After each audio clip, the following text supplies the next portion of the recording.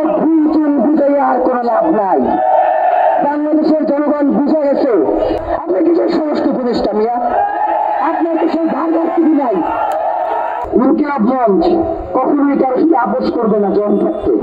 ওসমান হাদি আপোষ করে না, ওসমান হাদির ভাইয়েরাও আপোষ করবে না ইনশাল্লাহ। তারা এই খুনের সামনে বয়ান উৎপাদন করেছে, তাদেরকে বিচারের মুখোমুখি করতে হবে। এরা খুন করবার জন্য পুরো প্রক্রিয়াকে প্রস্তুত করে দেয়। এরপর এই ধরনের ভণ্ডামি আর চলতে দেওয়া যাবে না। বাংলাদেশের জনগণকে সাথে নিয়ে বলছি, এটা অনুরোধ করলাম যে আপনারা তাদেরকে দ্রুত গ্রেফতার করেন। এখন অনুরোধ না শুনলে কি করবো? অনুরোধ না শুনলে আগামী 24 ঘন্টার মধ্যে ওসমান হাদিকে যারা খুন করেছে, খুনের পরিকল্পনা করেছে, খুনিদেরকে আশ্রয় দিয়েছে, খুনের সহায়তা করেছে, প্রত্যেককে গ্রেফতার করে বিচারের মুখোমুখি করতে হবে। এবং এই যে বিগত 172 ঘন্টা সরকারের পক্ষ থেকে কি কি পদক্ষেপ নেওয়া হয়েছে আমরা জানতে চাই। যখন এই গুলির কথা বলা হয় তখন আপনি পেঁয়াজ রসুনের আলাপ দেন, মানুষের সাথে মানুষের আবেগকে আপনারা মূল্যায়ন করেন না কেন? জুলাই আপনাদেরকে কি শিখাই গেছে? এই জায়গায় দিয়ে বের করে দেবে, বুঝলেন? জায়গা বন্ধ মুরব্বী মানুষ হাসতে হাসতে বলে পেঁয়াজের দাম, আলুর দাম, মানে কি?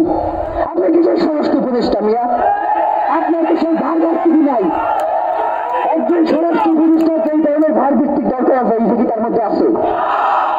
আমরা জুলাই পরবর্তী যারা আসছে প্রত্যেককেই সম্মান করতে হবে। সম্মান করছি না? এই 1.5 বছর সম্মান করছি না? সম্মান করার আমাদের কি উপকার হয়েছে? আমরা ওসমান হাদিরে হারাইছি। আমরা আর কোন ওসমান হাদিরে হারাইতে দেব? আমরা আর বাংলার জমিনে ফেসিবাদ কায়েম হইতে দিব? ওসমান হাদি তো সবসময় বলছে যে আমি যদি মরেও যাই এই লড়াইকে থামানো যাবে না। আমরা ওসমান হাদির এই লড়াইকে ইনশাল্লাহ আপনাদেরকে সাথে নিয়ে চালিয়ে যেতে চাই। আপনারা রাজি আছেন না? বাংলাদেশের গোয়েন্দা সংস্থা যতগুলো রয়েছে বিগত 17 বছর আপনারা দেখেছেন, কেউ যদি মাটির 40 ফিট নিচে গিয়ে লুকায় তারা বের করছে না, তাহলে এখন তারা পারতেছে না কেন? এইসব ভুল চুল বুঝাই আর কোনো লাভ নাই।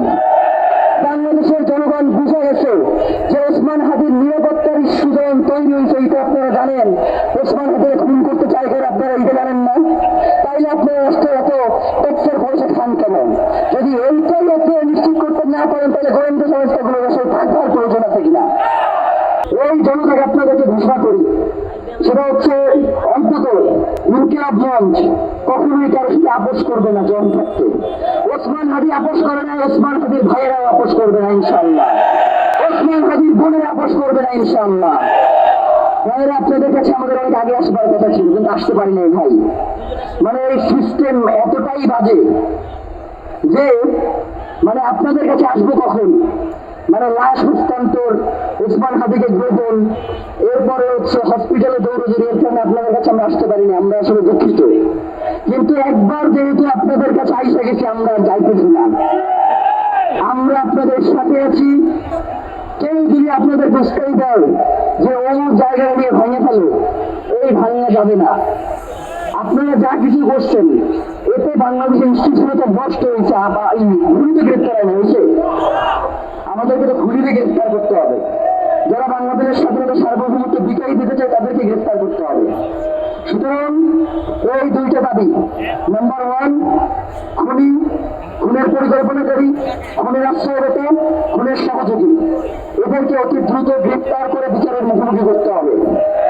এবং এই খুনের নির্দেশদাতা যে রয়েছেন তাকে দিল্লি থেকে বাংলাদেশে নিয়ে আসতে হবে। দিল্লি থেকে আমরা যদি বাংলাদেশে তাকে নিয়ে আসতে নাই পারি তাহলে বন্দি বিনিময় চুক্তির লাভ কি? এর মধ্যে সরকারের পক্ষ থেকে যদি কোনো জবাব না আসে আমরা আবার এইখানে আসবো। কি আপনারা আসবেন না? অনেক ছাড় দিচ্ছি, আর কোনো ছাড় চলবে না।